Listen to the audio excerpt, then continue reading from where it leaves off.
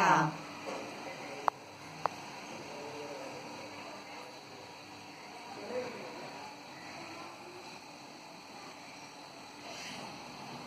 आमच्या गणपतीचे यंदाचे 5वे वर्ष.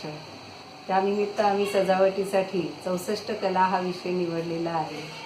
अल्पमतीने अल्पसा प्रयत्न केला आहे, तो समजून घ्यावी अशी विनंती.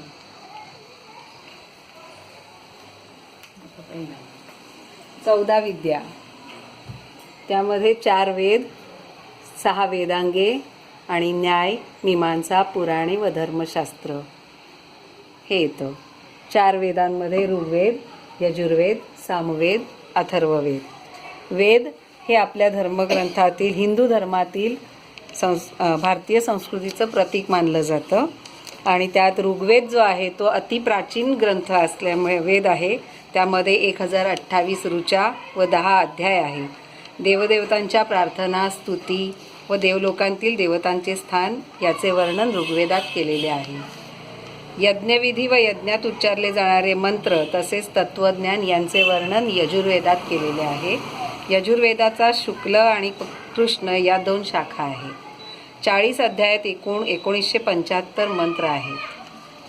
ऋग्वेदातील ऋचांचे सांगीतिक रूप सामवेदात सामावले आहे. सामवेदात 1875 मंत्र असून मुख्यत्वे संगीताची उपासना वर्णिली आहे. सर्वात मोठी व्याप्ती असलेला वेद म्हणजे अथर्ववेद. यात जादू, चमत्कार, आयुर्वेद या रहस्यमय विद्यांचे मंत्र आहेत. त्यानंतर येतात 6 वेदांगे.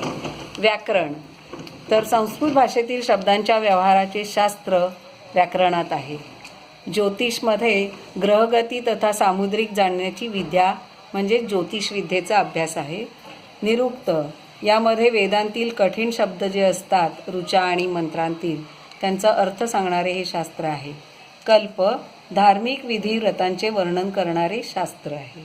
धार्मिक विधींमध्ये आपल्याकडे नामकरण विधी असतो, विवाह असतो, उपनयन असतं आणि इतरही काही धार्मिक विधी असतात. व्रत तर सगळ्यांनाच माहिती आहेत, बरीचशी व्रतं आपण करत असतो, त्यांचं हे शास्त्र. त्यानंतर आहे छंद. छंदामध्ये शब्दांची गानयोग्य रचना व काव्यवृत्ताचे ज्ञान. तर यामध्ये मंत्रोच्चार जे आपण करतो किंवा देवतांचं स्तवन करतो त्यांची गानयोग्य रचना यात केलेली आहे. शिक्षा म्हणजे 14 विद्यांमध्ये आतापर्यंत आपण 10 विद्या पाहिल्या. त्याच्या पुढे आहे न्याय, मीमांसा, पुराणे व धर्मशास्त्र. पुराणांमध्ये 18 पुराणं असतात.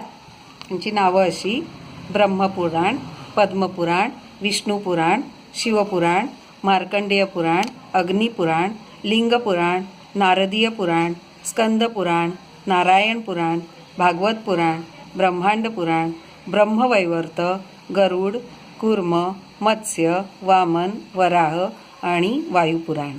कारण श्रीकृष्णाने 64 कलांचा अभ्यास 64 दिवसात गुरूंच्या आश्रमात गुरुगृही राहून केला.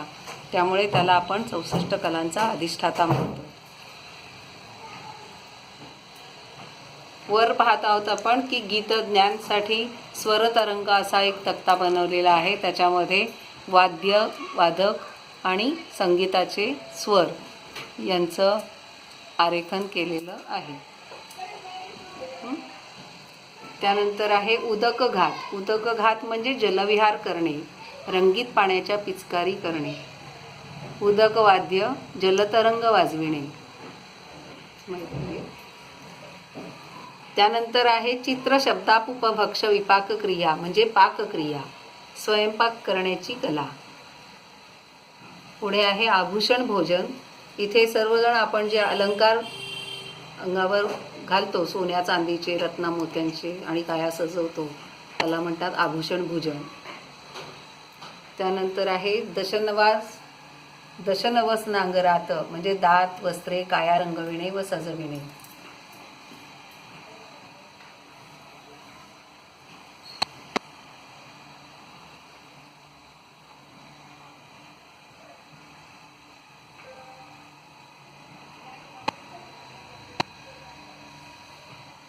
त्यानंतर आहे गंधयुक्ती म्हणजे सुवासिक गंध व लेप यांची निर्मिती करणे. पानक रस तथा रागासव योजना म्हणजे वेगवेगळ्या प्रकारची पेय तयार करणे. यंत्रमातृका म्हणजे देवतांच्या विविध यंत्रांची निर्मिती करणे. अत्तर विकल्प फुलांपासून अर्क व अत्तर बनविणे. मणिभूमिका भूमीवर मण्यांची रचना करणे.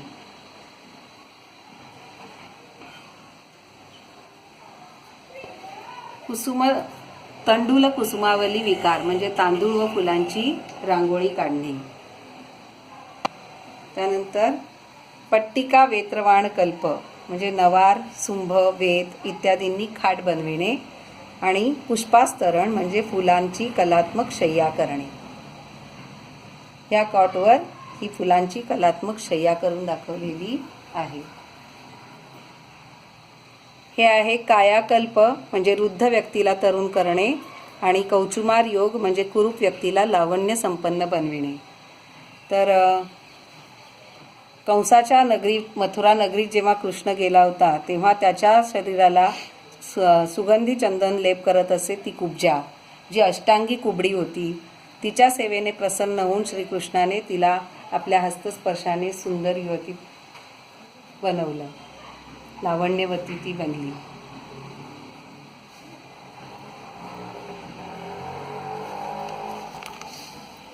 अभिधान कोश छंदोज्ञान शब्द व छंद यांचे ज्ञान असणे आणि पुस्तक वाचन, काव्य गद्यादी पुस्तके व ग्रंथ वाचणे. यासाठी गीत रामायणाची निवड केलेली आहे, कारण गीत रामायणामध्ये शब्द छंद यांचं ज्ञान तर आहेच, शिवाय काव्य आहे आणि गद्यामध्ये आपण त्याची कथाही ऐकू शकतो, वाचू शकतो. दुर्वाच योग कठीण शब्दांचा अर्थ लावणे. यासाठी पर्यायी शब्दकोश मराठी पर्यायी शब्दकोशाची निवड केलेली आहे. शुकसारिका प्रलापन पक्ष्यांची बोली जाणणे.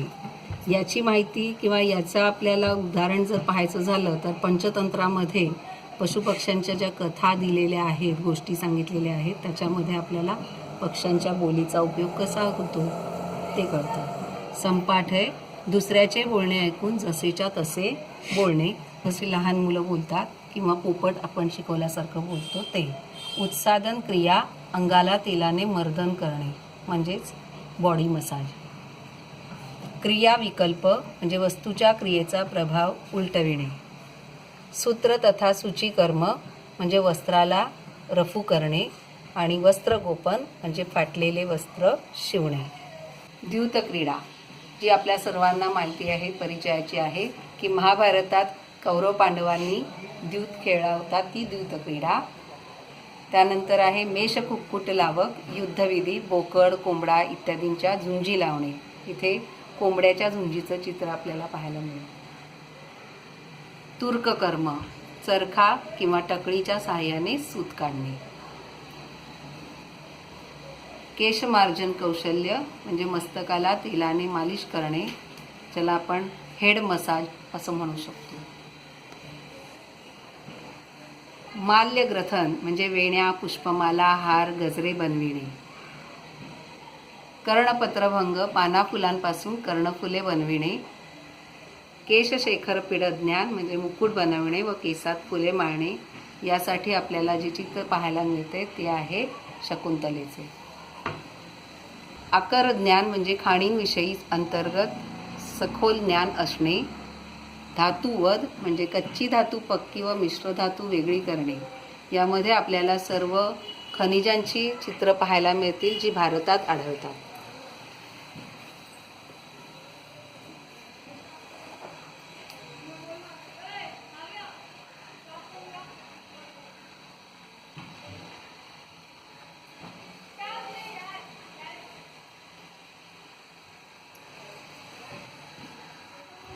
मणिराग ज्ञान रंगावरून रत्नांची पारख करणे व ओळखणे.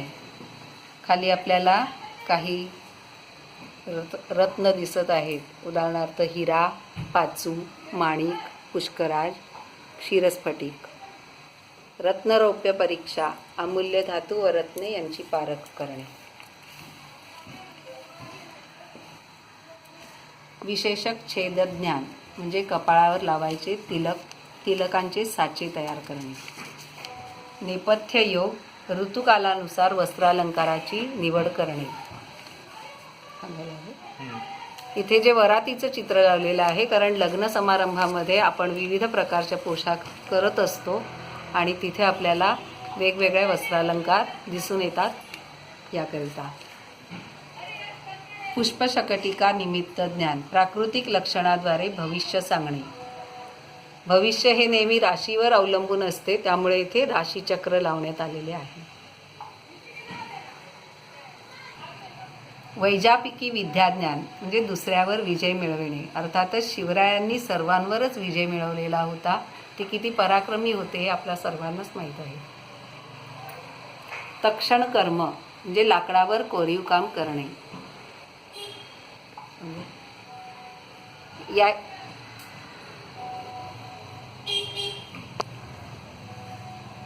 प्रतिमाला अंत्याक्षराची योग्यता ठेवणे, जे आपण अंत्याक्षरीमध्ये करत असतो.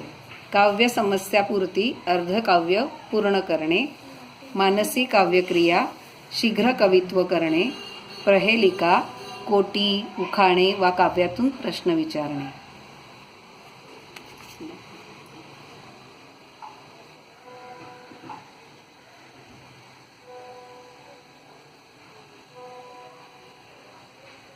धारण मातृका स्मरणशक्ती वृद्धिंगत करणे.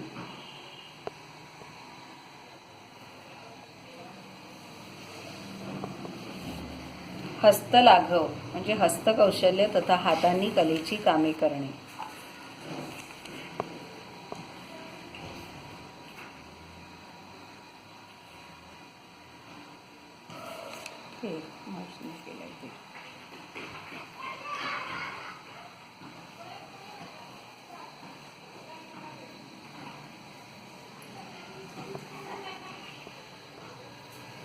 म्लेच्छित कला विकल्प परकीय भाषा ठाऊक असणे.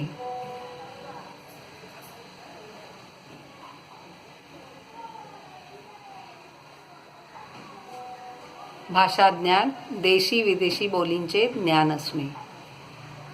इथे आपण पाहतो आहोत की परकीय भाषा ठाऊक असणे यासाठी आपण वेलकम हा एक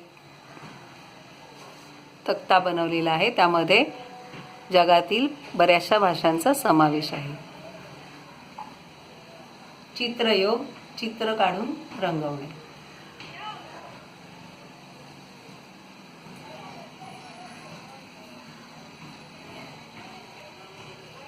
इंद्रजाल गारुड विद्या व जादूटोणा यांचे ज्ञान असणे. आकर्षण क्रीडा दुसऱ्याला आकर्षित करणे. जोकर हा नेहमीच आपल्या सर्वांना आकर्षित करत असतो. छलिक योग चलाखी करून हातोहात फसवणे, जे आपण जादूगाराच्या जादूमध्ये पाहतो. बालक्रीडा कर्म लहान मुलांचे मनोरंजन करणे. अर्थात बागेत गेल्यानंतर मुलांचं मनोरंजन खूपच होत असतं.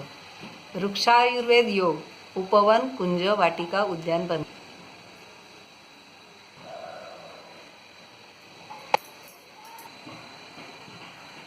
वास्तुविद्या महाल भवन राजवाडे सदन बांधणे. या तक्त्यामध्ये आपल्याला तंबूपासून झोपडीपासून ते राजमहालापर्यंत सर्व घरांचे प्रकार पाहता येतील. व्यायामिकी विद्याज्ञान व्यायामाचे शास्त्रोक्त ज्ञान असणे. यासाठी योगासनांचे. वैनायिकी विद्याज्ञान शिष्टाचार व विनय यांचे ज्ञान असणे, म्हणजेच गुड मॅनर्स.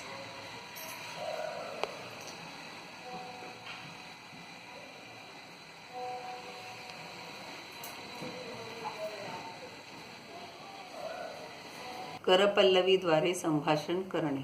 कर्णबधीर व्यक्तींसाठी सांकेतिक भाषा म्हणजेच खुणांची भाषा समजावण्यासाठी हा तक्ता आहे.